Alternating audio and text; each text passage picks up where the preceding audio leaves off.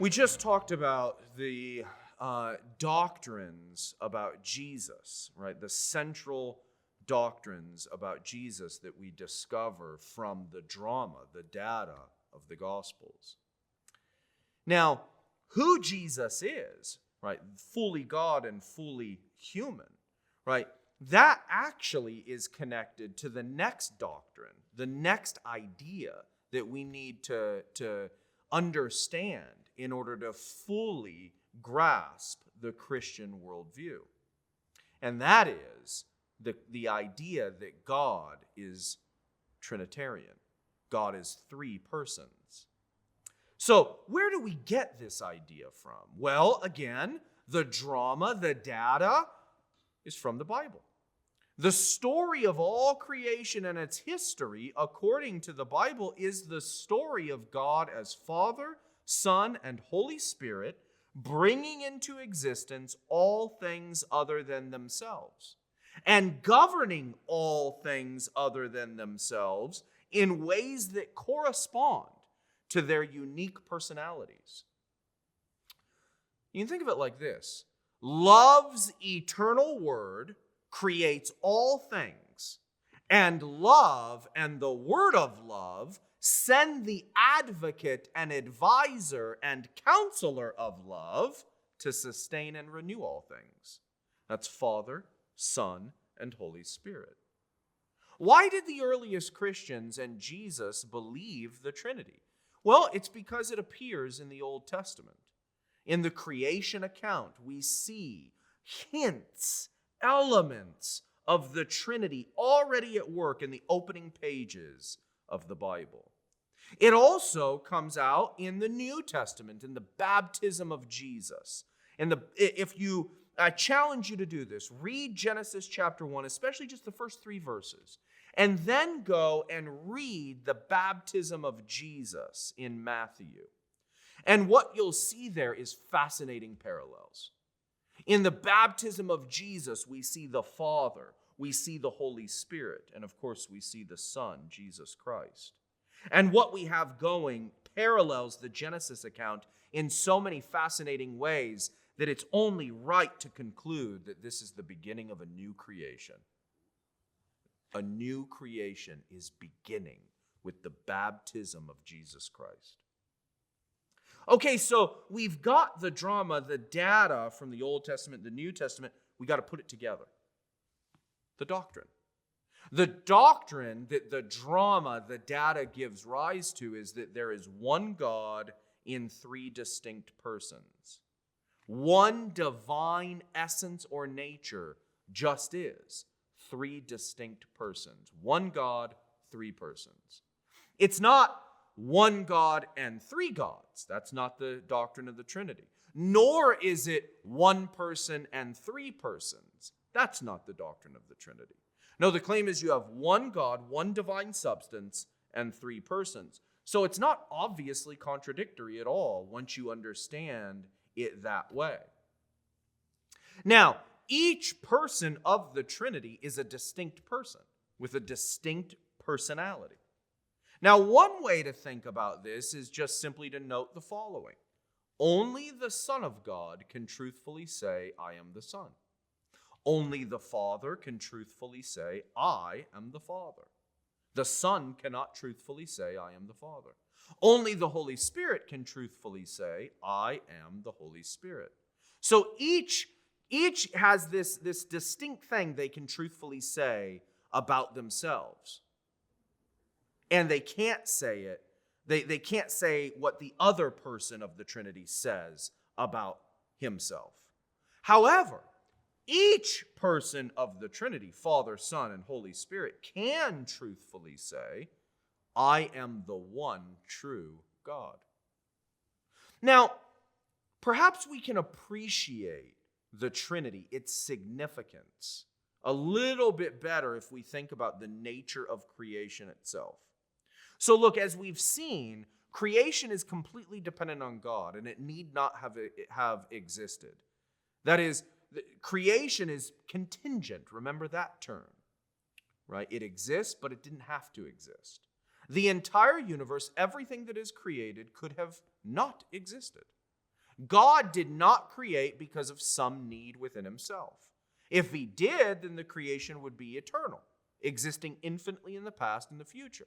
Furthermore, if God created out of need, then the creation would be just as necessary as God. God couldn't exist without it. But that is false, both theologically and philosophically. Okay, so let's keep this in our head. God is eternal and completely self-sustaining and self-sufficient. And everything else is temporal and completely dependent on God. But if that's the case, then it must be that God's life is full. It's in need of nothing outside of it.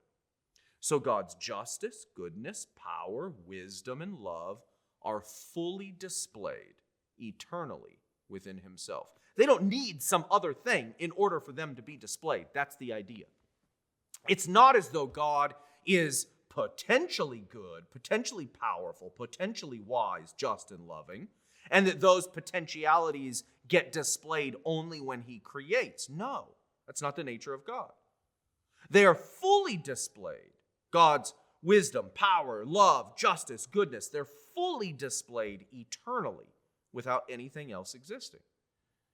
But it's hard to see how that is possible if God is not a unity of plurality, if God is not more than one person.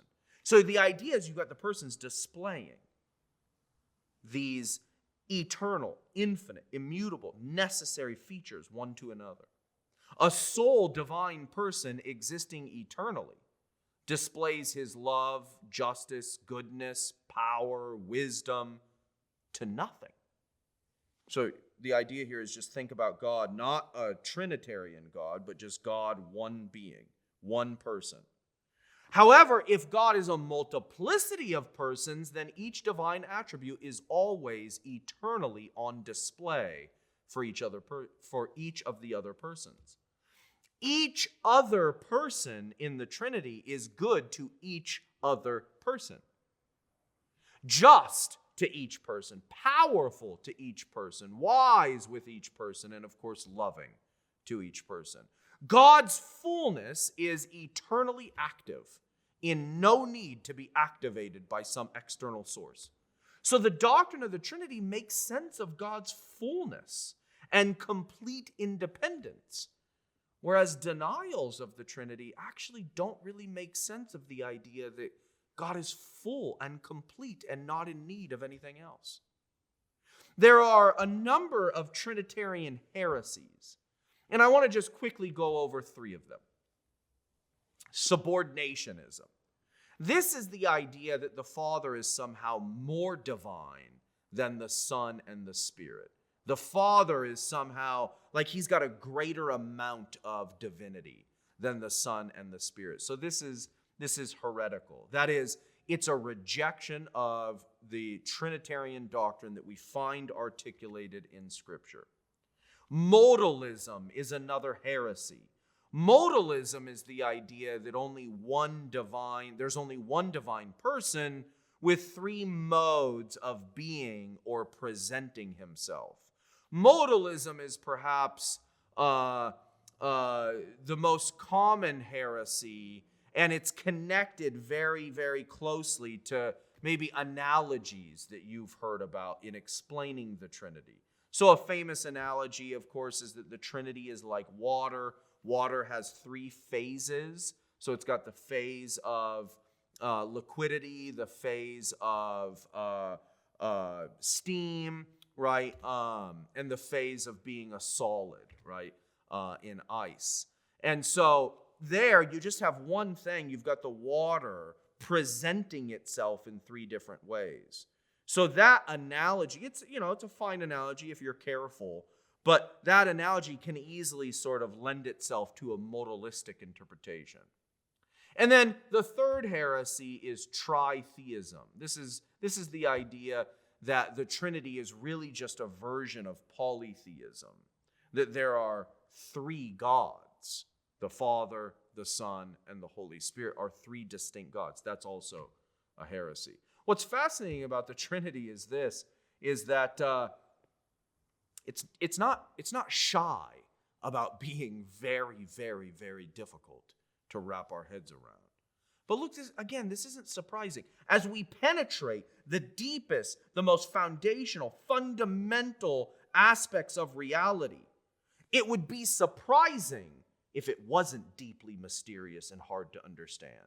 In fact, that might be a test. If you come across a worldview where it says that here's what fundamental reality is, and it's the color blue, or something like that, right? It's something really easy to wrap our heads around. That's a good indication that this is false. All right, we've got the Trinity. We've got drama. Where does it come from? Scripture. Doctrine. How should we understand it a little better? Doxology.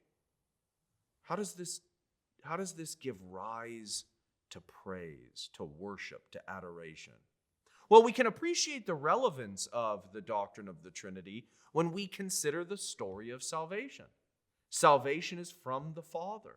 It is accomplished by the Son, and it is applied to us by the Spirit. The works of the persons of the Trinity and the awesomeness of the nature of God as three persons brings us to praise and worship. We can see the love of God not only in God's work of creation, providence, and salvation, but we can now more fully see the love of God existing eternally between the three persons of the Trinity who eternally and infinitely love each other. Love really is the most basic reality. Think about that. The doctrine of the Trinity shows us that love, personal relationships are the most fundamental, real thing there could be. There's no other worldview that teaches this.